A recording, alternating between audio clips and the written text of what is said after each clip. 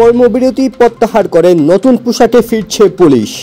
Police সদস্যদের পুরাতন পোশাকের পরিবর্তন আনা হবে বলে মন্তব্য করেছেন অন্তর্বর্তীকালীন সরকারের স্বরাষ্ট্র মন্ত্রণালয়ের উপদেষ্টা ব্রিগেডিয়ার জেনারেল অবসরপ্রাপ্ত এম শাখাওয়াত হোসেন।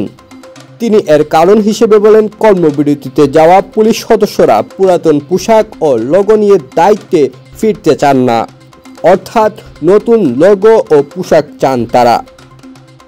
রোববার 11 আগস্ট বিকেলে স্বরাষ্ট্র মন্ত্রণালয়ের উপদেষ্টার সঙ্গে আন্দোলনরত পুলিশ সদস্যদের একটি প্রতিনিধি দলের বৈঠক হয়।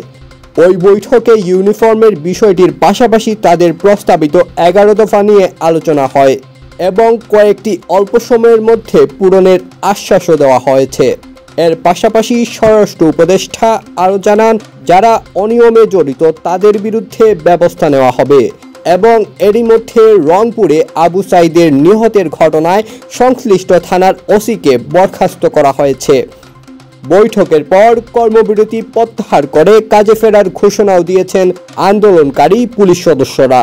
পুলিশকে যেভাবে ইউজ করা হয়েছে, পুলিশের যতখানি না দোষ, তার সাথে বেশি দোষ হলো যারা কমান্ড দিয়েছে যেটা করো পলিটিক্যাল লেভেলে, তাদের বিরুদ্ধে ব্যবস্থা নেওয়ার জন্য আমি ওনাকে বলেছি যে আমরা আলোচনা করব ক্যাবিনেটে। ইউনিফর্ম লোগো চেঞ্জ হবে, তবে যত তাড়াতাড়ি সম্ভব চেঞ্জ হবে, কারণ অনেকে মন খারাপ যে এই পোশাক নিয়ে আমরা আর বেরোতে চাই না।